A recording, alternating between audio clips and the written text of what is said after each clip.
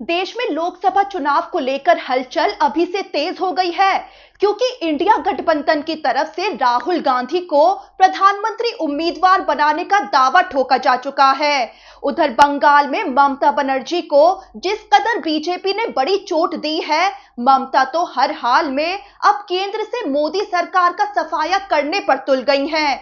ऐसे में ममता ने तो अपनी पार्टी की अहम मीटिंग भी बुला ली है, जिसमें उन्होंने बहुत बड़े इशारे भी दे दिए। तो क्या मोदी सरकार का ये आखिरी कार्यकाल चल रहा है? क्या राहुल गांधी और ममता बनर्जी मोदी सरकार को इस बार सत्ता में आने नहीं देंगे? क्या विपक्ष का इंडिया गठबंधन लोकसभा चुनाव में बीजेपी को पिछली बार से भी ज्यादा चोट पहुंचाने वाला है? और क्या सच में इस बार मोदी सरकार गिरने वाली है? चलिए आपको पूरा मामला समझाते हैं। सबसे पहले बात कि किस कदर एक मुख्यमंत्री ने ना सिर्फ पीएम मोदी का ऑफर ठुकरा दिया, बल्कि ये ऐलान कर दिया कि विपक्ष के इंडिया गठबंधन की तरफ से राहुल गांधी प्रधानमंत्री उम्मीदवार बनने जा रहे हैं। दरअसल हाल ही में तेलंगाना के मुख्यमंत्री रेवंत रेड्डी और प्रधानमंत्री मोदी का एक वीडियो खूब वायरल हुआ था। इस वीडियो में एक कार्यक्रम के दौरान पीएम मोदी और रेवंत रेड्डी मंच पर मौजूद थे। ऐसे में रेवंत रेड्डी ने अपने भाषण में पीएम मोदी से मांग करते हुए कहा था कि जब मनमोहन सिंह प्रधानमंत्री थे और नरेंद्र मोदी गुजरात के मुख्यमंत्री थे, तब मनमोहन सिंह ने 10 वर्षों में गुजरात मॉडल विकसित किया था। अब तेलंगाना के लोगों को भी पीएम मोदी से यही उम्मीद है। बस फिर क्या था, पीएम मोदी ने रेवंत रेड्डी को ऐसा जवाब दिया कि बड़ी खलबली मच गई। पीएम मोदी ने पहले तो रेवंत रेड्डी की मांग का जवाब देते हुए कहा कि अगर गुजरात वाला फॉर्मूला जो मनमोहन सिंह सरकार के समय था वो तेलंगाना में लागू कर दूं, तो तेलंगाना को जो आज मिल रहा है वो भी आधा हो जाएगा। इसके बाद पीएम मोदी ने मौके का फायदा उठाते हुए बड़ी ही चतुराई से रेवंत रेड्डी को बड़ा ऑफर दे डाला। पीएम मोदी बोल पड़े कि आप जहां पहुंचना चाहते हैं वहां पहुंच नहीं पाएंगे, इसीलिए अच्छा है कि आप मेरे साथ जुड़ जाएं। यानी कि पीएम मोदी ने सीधा भरे मंच से रेवंत रेड्डी को साथ आने का ऑफर दे डाला।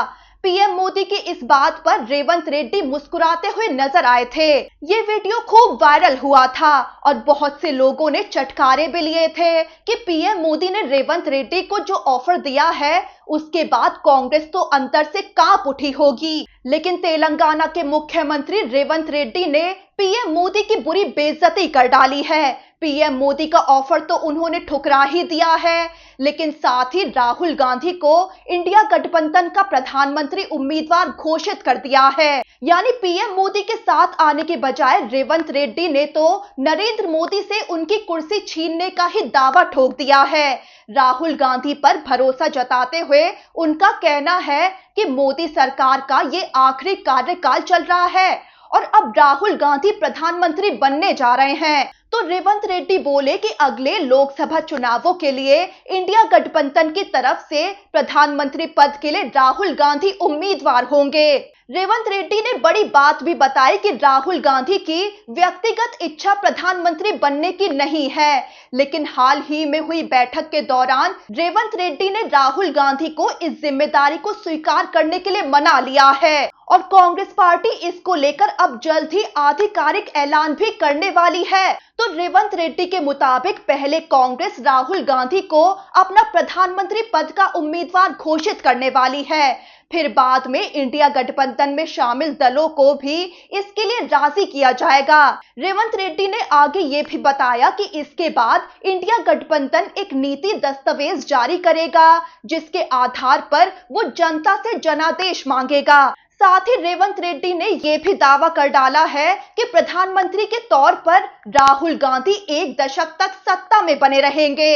वहीं तेलंगाना में 2028 में विधानसभा चुनाव होने हैं। इसको लेकर भी मुख्यमंत्री रेवंत रेड्डी ने बड़ा दावा कर दिया है कि अगले चुनाव में भी कांग्रेस की जीत होगी और वो ही दूसरे कार्यकाल में भी मुख्यमंत्री के पद पर बने रहेंगे। यानी कि पीएम मोदी के खिलाफ राहुल गांधी की दावेदारी मजबूत होती नजर आ रही है।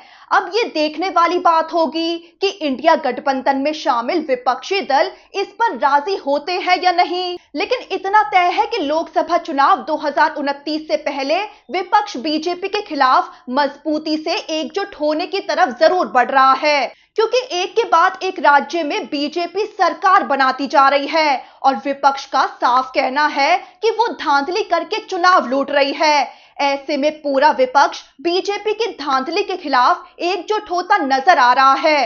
अब आपको ये तो याद ही होगा कि कैसे लोकसभा चुनाव 2024 से पहले भी पूरा विपक्ष एकजुट हुआ था और इंडिया गठबंधन के तहत मिलकर सबने बीजेपी के खिलाफ चुनाव लड़ा था, जिसका असर चुनाव में दिखा भी था। बीजेपी को ऐसा झटका लगा था कि वो बहुमत के आंकड़े से काफी पीछे रह गई थी और विपक्ष का प्रदर्शन काफी शानदार रहा था। बीजेपी के लिए गनीमत ये रही थी कि जैसे तैसे नीतीश कुमार की जेडीयू और चंद्रबाबू नायडू की टीडीपी से समर्थन मांगकर नरेंद्र मोदी प्रधानमंत्री बने और फिर से मोदी सरकार बन सकी। लेकिन उन लोकसभा चुनाव के बाद से जितने भी राज्यों के विधानसभा चुनाव हुए, बीजेपी विपक्ष को एक के बाद एक करारा झटका देती जा रही है, जिसके बाद सबसे पहले राहुल गांधी ने सामने आकर बम फोड़ दिया था कि बीजेपी वोट चोरी करके राज्यों के चुनाव जीत रही है। राहुल गांधी ने अपने आवास पर भी विपक्ष को एकजुट करके सबूत दिखाए थे, प्रेस कॉन्फ्रेंस भी की थी,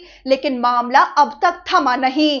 और अब सबसे बड़ा झटका बीजेपी ने दिया बंगाल में ममता बनर्जी को। ममता जो चुनाव से पहले ही चुनाव आयोग और बीजेपी की मिलीभगत के आरोप लगाकर आग बबूला थीं, फिर जब नतीजे सामने आए और बंगाल में बीजेपी की चौंकाने वाली जीत हो गई, तो उसके बाद से ममता का गुस्सा चरम पर है। अब ममता बनर्जी बड़ी रणनीति बनाने में जुटी हैं, जिसका सीधा लक्ष्य है केंद्र से बीजेपी सरकार को बेदखल करना।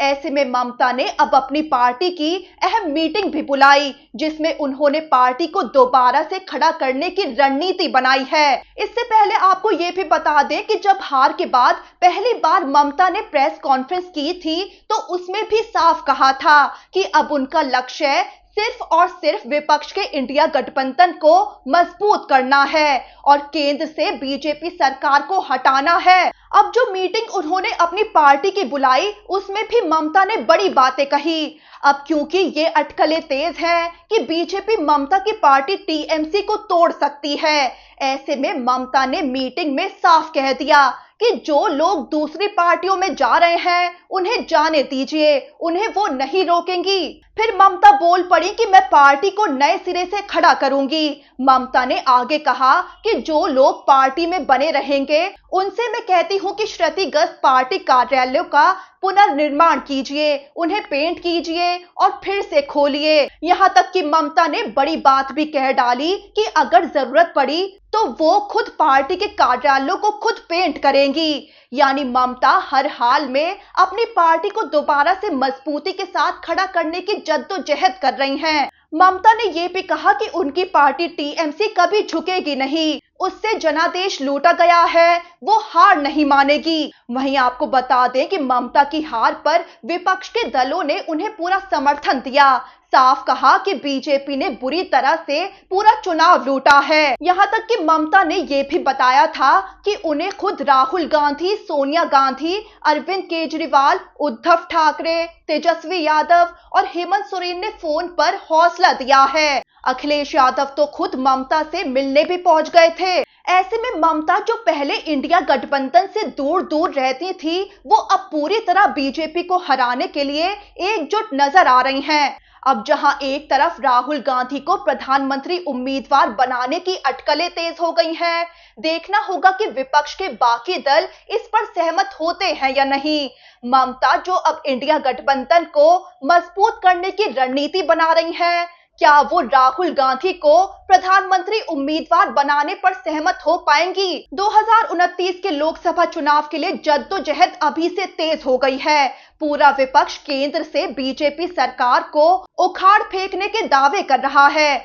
अब ये देखना होगा कि पूरा विपक्ष तब तक एकजुट रह पाता है या नहीं। ये तो जाहिर है कि विपक्ष की एकजुटता मोदी सरकार के लिए बड़ा खतरा साबित हो सकती है, क्योंकि पिछले चुनाव में मोदी सरकार को इसका खामियाजा देखने को ही मिल चुका है।